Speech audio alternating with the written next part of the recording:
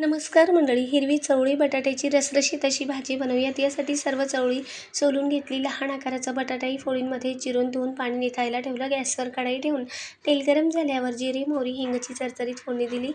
चिरलेला कांदा, कढीपत्त्याची पानं घालून पुन्हा एकदा परतवून घेतलं. यातच चवळी बटाटाही घातला आणि मस्त परतवल्यानंतर मंद आचेवर 2 मिनिटाची वाफ देऊयात. तोपर्यंत मिक्सरच्या भांड्यामध्ये सुके खोबरे, आले, लसूण, कोथिंबीर कोरडं वाटण करून घेतलं. आता 2-3 मिनिटांनंतर इथेच 50-60% एवढी चवळी बटाटा शिजली. यातच वाटण घालून अजून एखाद मिनिटं मस्त परतवून घेतलं. आता काही पावडर मसाले घालूयात आणि वरून घालूयात चिरलेला टोमॅटो मऊ होईपर्यंत आणि पाणी होईपर्यंत चांगलं परतवून घ्यायचं. आता यात गरम पाणी घालूयात. झटपट अशी ही भाजी तयार होते. अवघे 5 ते 6 मिनिटात उकळी आल्यावर चवीनुसार मीठ घालूया. मंद आचेवर एखाद मिनिटाची वाफ देऊयात.